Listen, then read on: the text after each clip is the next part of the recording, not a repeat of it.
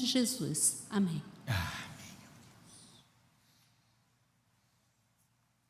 Meus irmãos, bezerros de ouro. Veja bem o plural. Não se trata de um, mas falamos de 3. Há 2 episódios na história do povo de Deus onde esses tais bezerros de ouro foram construídos. Um, e o muito conhecido, é aquele quando Moisés está no monte, na presença de Deus, por cerca de 40 dias, e o povo lá embaixo diz para Arão: faze-nos uma estátua, um bezerro de ouro. Interessante que usa a ideia: faça-nos deuses que nos guiem. Êxodo 32. E então Arão pega o ouro do povo que ali está, junta, funde e faz um bezerro. Note que na tradição e na religião egípcia há pelo menos 2 deuses ali que têm exatamente esse rosto ou corpo de um touro ou um boi. Mas acontece um outro episódio, às vezes não tão conhecido, que encontra-se no texto de 1 Reis, capítulo 12, versos de 25 a 33. Para entender o contexto, Salomão havia morrido. Bem, Salomão não fez o que era certo aos olhos do Senhor no fim da sua vida. E então, meus irmãos, o reino é dividido, literalmente. Israel divide reino do norte, reino do sul, 10 tribos, e ficam 2 separadas. E acontece isso aqui com as 10 tribos, que serão lideradas por Jeroboão. Diz assim a palavra de Deus, 1 Reis 12, de 25 a 33. Jeroboão edificou Siquém, na região montanhosa de Efraim, e passou a residir ali. Dali edificou Peniel. Disse Jeroboão consigo: agora tornará o reino para a casa de Davi? Se este povo subir para fazer sacrifícios na casa do Senhor em Jerusalém, o coração dele se tornará a seu senhor, a Roboão, rei de Judá, e me matarão, e tornarão a ele e ao rei de Judá.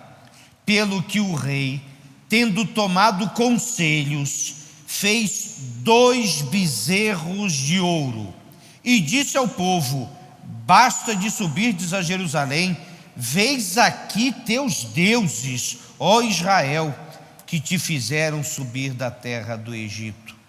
Pois em Betel um e outro em Dan, e isso se tornou em pecado, pois o que o povo ia até Dan, cada um para adorar o bezerro. E bem, o texto continua com essa triste esperança. Bem, esses textos caem naquela categoria do que um pouco do que não devemos fazer na vida. Mas eu quero lembrar, meus irmãos, que este texto está nas Escrituras para nos lembrar de coisas que aconteceram no passado e que são realidade no presente. Vejam que esperava-se construir um Deus a partir dos seus próprios desejos e dos seus próprios bens, não da palavra da verdade. Este é o princípio da idolatria, meus irmãos: desejos e bens. Ou qual Deus as pessoas querem ter para suprir seus desejos e bens. Aqui eu lembro que eles literalmente pagaram para fazer um Deus, e queriam que esse Deus fizesse tudo o que eles queriam e os seus desejos. E essas lições dos bezerros de ouro têm a nos ensinar. No primeiro caso, em Êxodo, 7 lições. Primeiro, desconhecimento e pouquíssima fé, porque diz as Escrituras que o povo, literalmente, tendo Moisés demorado, quiseram construir uma estátua. Esse é um daqueles textos que eu leio revoltado. 40 dias depois de terem atravessado o mar, só para provar a pouquíssima fé e o desconhecimento deles. Não conhecer a Deus é pecado também.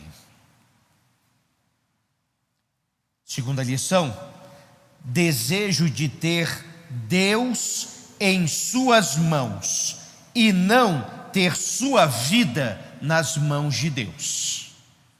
Eles queriam ter uma coisa para pegar, mas não se iludam, hoje também é assim. Quantas pessoas que têm estátuas, amuletos, coisas que personalizam, que acham que têm poder, e coisas assim que tem que ficar carregando para dar sorte e se não para ter azar. É o desejo de pegar Deus e colocar nas mãos, segurá-lo, limitá-lo, quando deveríamos andar nas mãos de Deus. Terceira lição do Êxodo ainda, a ideia muito humana de colocar Deus numa caixinha.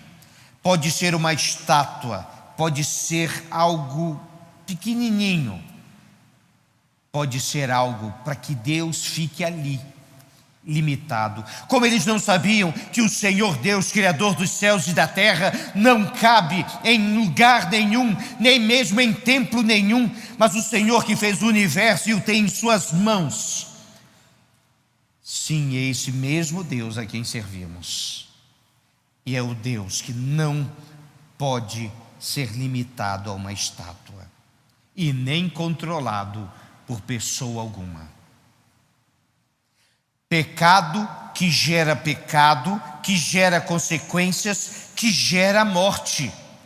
Veja que começa com um desejo humano, e isso se transformou num plano e virou um pecado, e o pecado cresceu, virou um bezerro. E não só isso, quando Moisés desce, está tendo uma festa lá fora, e ele fica impressionado com isso. Tem festa, porque o povo não só pecou construindo um ídolo, ele pecou idolatrando. Não só os que fizeram erraram, mas aqueles que ali estiveram. Pecado gera pecado. Também uma liderança despreparada e limitada. E aqui eu já tenho compartilhado, Arão perdeu muito ponto comigo, neste ponto.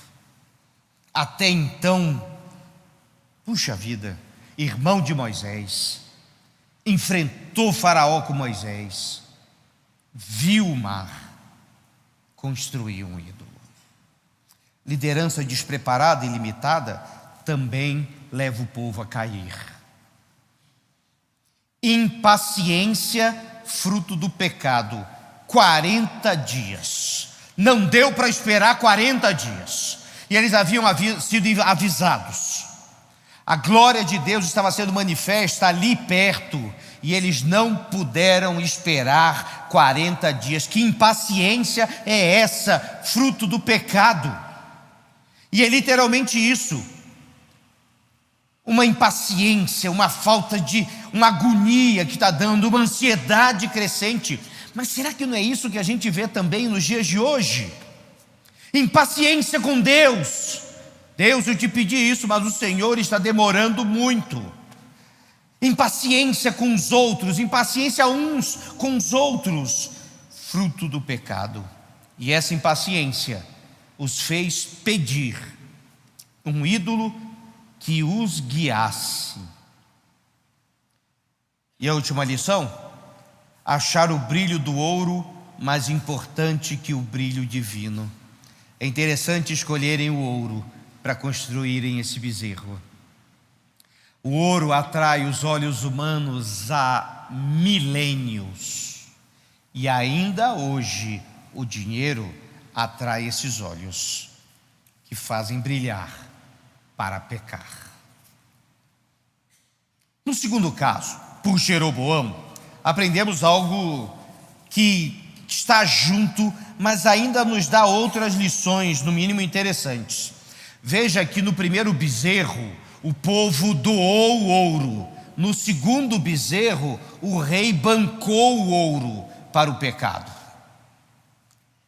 Deliberadamente escolheram pecar contra Deus. É pecar e insistir em pecar. Eles foram contra tudo que Deus havia ensinado, colocado claramente na lei e vivido por tanto tempo. Deliberadamente escolheram pecar. Ouvir péssimos conselhos. O texto é curioso, que diz que Jeroboão ouviu seus conselheiros. Embora a Bíblia nos diga que na multidão de conselhos há sabedoria, na multidão de bons conselhos, ao redor de bons conselheiros, mas o que Jeroboão tinha ali era um grupo maldito que o fez maldizer a Deus. Que pena! Claramente iam contra a palavra de Deus. Também, e talvez um dos piores aspectos desse texto, é que Jeroboão quis que Deus fosse esquecido, porque ele estava preocupado das pessoas irem para Jerusalém, adorarem ao Deus verdadeiro e mudarem de lado político como ele imaginava. Ele queria que Deus fosse esquecido. Milênios depois, um ramo da filosofia vai aparecer também para que se esquecesse Deus, e dizendo que Deus havia morrido. E nos dias de hoje, onde pessoas autossuficientes, ou melhor, que se acham autossuficientes, dizem para esquecer Deus. Todas as vezes que alguém fez isso, terminou tragicamente, porque é impossível fazer Deus desaparecer. Pelo contrário, Ele mostrará o seu poder no tempo oportuno, da forma dele. Deturpar a verdade divina. Veja que ele vai tentar dar uma puxadinha na adoração. Ele vai dizer que aqueles bezerros foi quem os tirou da terra prometida. E aqui é um problema da heresia, que deturpa as coisas, que modifica, e às vezes modifica quase parecido.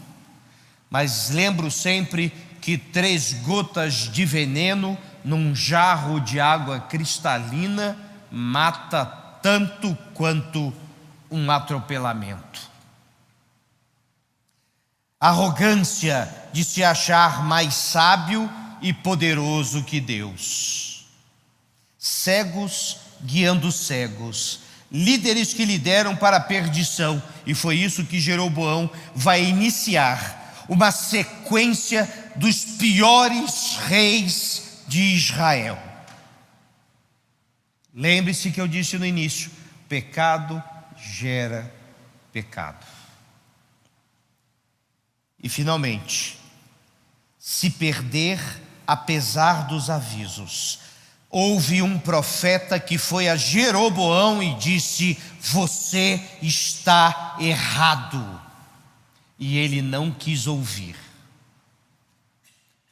A mão dele ficou paralisada quando ele foi apontar para o profeta, e ele não quis ouvir. Foi dita a realidade e ele não quis ouvir. E me assusta, meus irmãos, quando Deus fala tão claramente a cada um de nós e nós não queremos ouvir. E construímos bezerros de ouro, construímos ídolos dos dias de hoje, que tem destruído tantos lares. E o que eu faço diante disso?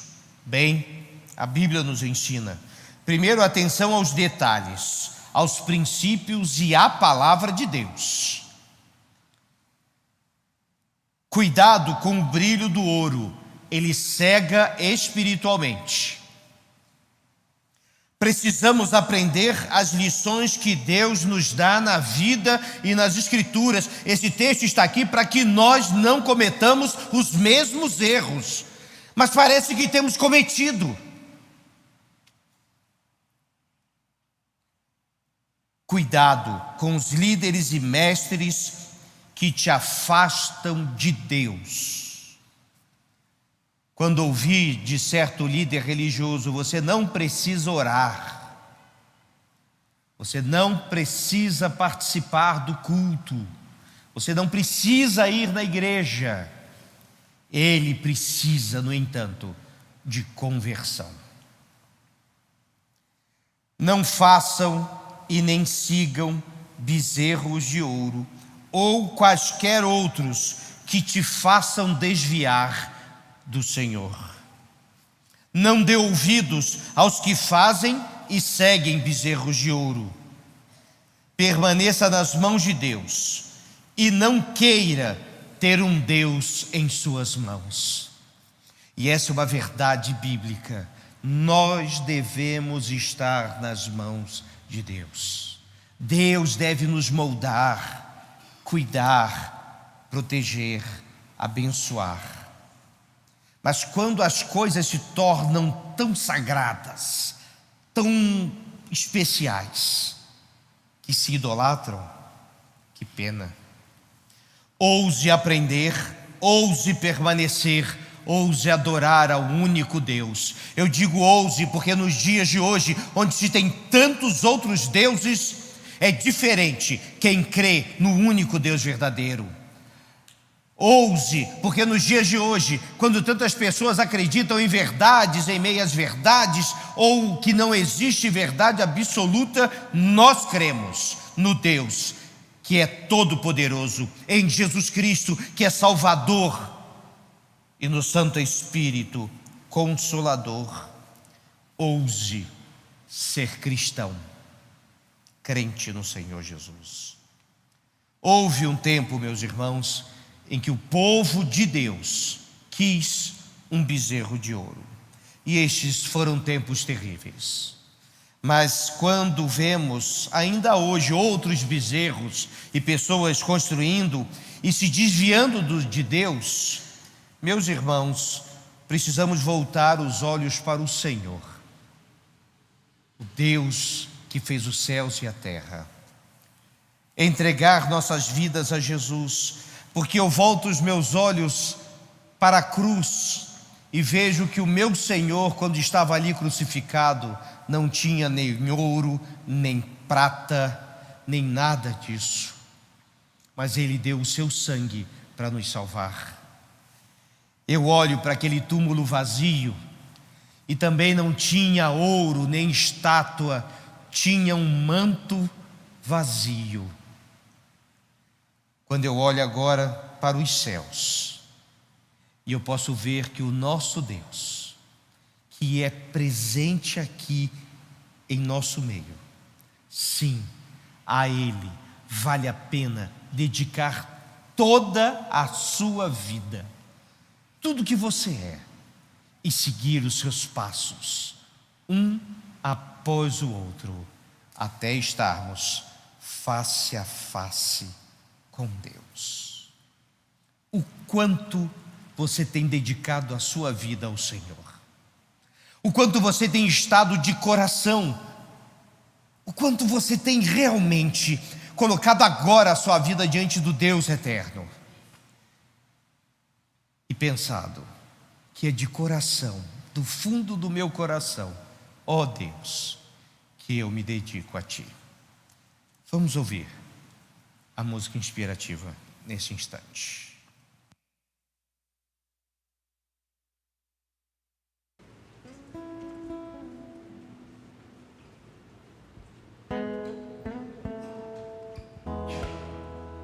Como descrever, como explicar um amor que vai de leste a oeste e nunca mais vai terminar.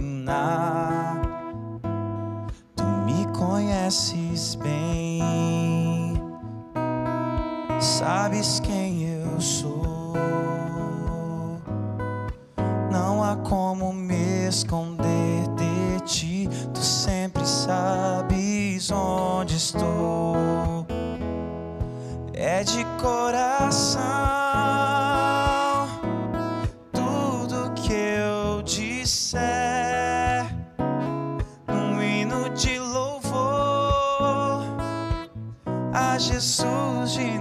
Nazaré.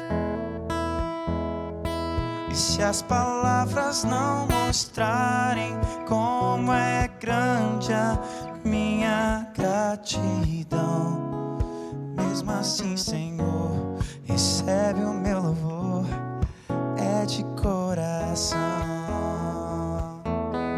Se eu fizer chover palavras de louvor,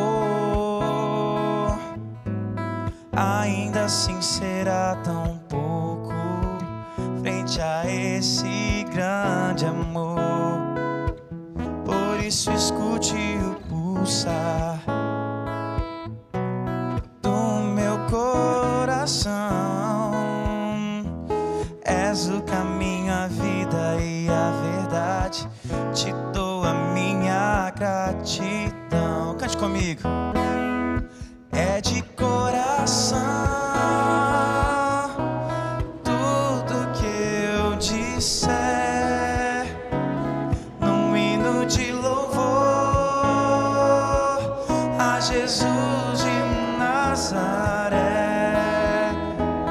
E se as palavras não mostrarem como é grande a minha gratidão, mesmo assim, Senhor, recebe o meu louvor, é de coração.